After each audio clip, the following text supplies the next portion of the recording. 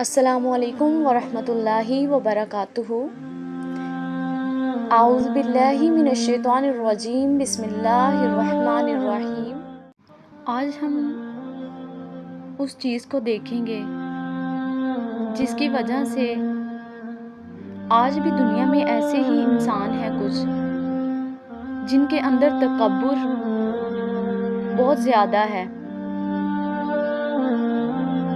اور اس تکبر کی وجہ سے ان کا انجام کیسا ہوا۔ تکبر کی ابتدا کس نے کی، کہاں سے اس کی شروعات ہوئی، یہ ہم دیکھیں گے حضرت آدم علیہ السلام کے ہی واقعے میں، کہ جہاں پر اللہ تعالیٰ نے فرشتوں اور ابلیس کو سجدے کا حکم دیا، سب نے سجدہ کر دیا مگر ابلیس نے نہ کیا۔ آخر کار ابلیس کو کس چیز نے روک رکھا تھا؟ وہ تو اللہ تعالیٰ کا اس قدر عبادت گزار بندہ تھا کہ اس نے کوئی ایسی جگہ نہ چھوڑی جہاں اس نے سجدہ نہ کیا ہو۔ وہ چیز تکبر تھی، انا تھی۔ جب اللہ تعالیٰ نے تمام فرشتوں کو آدم علیہ السلام کو سجدہ کرنے کا حکم دیا تو ابلیس نے تکبر میں آ کر سجدے سے انکار کیا۔ اس پر اللہ تعالیٰ نے اسے ہمیشہ کے لیے لعنتی قرار دے دیا۔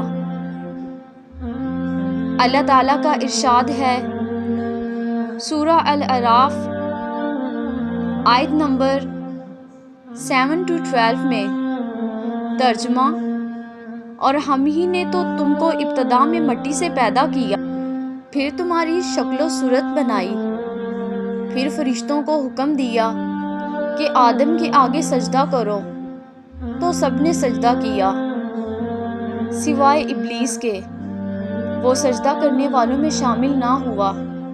اللہ تعالیٰ نے فرمایا، جب میں نے تجھ کو حکم دیا تو کس چیز نے تجھے سجدہ کرنے سے روکا؟ اس نے کہا کہ میں اس سے افضل ہوں، مجھے تو تو نے آگ سے پیدا کیا ہے اور اسے مٹی سے بنایا ہے۔ آج کتنے ہی انسان ہیں جن میں تکبر کوٹ کوٹ کر بھرا ہوا ہے۔ امام حسن بصری رحمہ اللہ کا ارشاد ہے، ابلیس نے قیاس کیا اور سب سے پہلے اسی نے قیاس کیا۔ امام محمد بن سیرین رحمہ اللہ فرماتے ہیں، ابلیس نے قیاس کیا اور سورج چاند کی پوجا بھی قیاس ہی سے شروع ہوئی۔ اس کا مطلب یہ ہے کہ اس نے اپنا اور آدم علیہ السلام کا فرق کرتے ہوئے اپنے آپ پر نظر ڈالی تو اسے اپنی ذات آدم علیہ السلام سے افضل معلوم ہوئی، اس لیے وہ سجدہ کرنے سے رک گیا، حالانکہ تمام فرشتوں کے ساتھ ساتھ اسے بھی سجدہ کرنے کا حکم دیا گیا تھا۔ نص کے مقابلے میں قیاس کا کوئی اعتبار نہیں ہوتا، اور یہ قیاس تو ویسے بھی غلط ہے، کیونکہ مٹی آگ سے بہتر اور زیادہ نفع بخش ہے۔ مٹی میں پختگی، بردباری، تحمل اور پھولنے کی صفات پائی جاتی ہیں، جبکہ